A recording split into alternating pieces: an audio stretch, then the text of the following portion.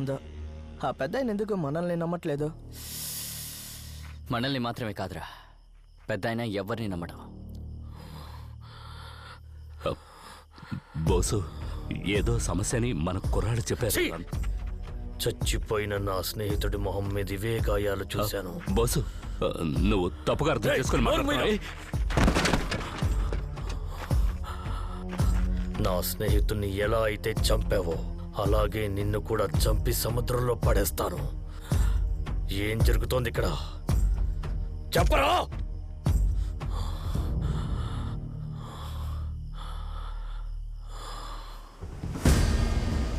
30 ఏళ్ల క్రితం నేను సముద్ర జలగల్ని పట్టే సాధారణ కూలీని.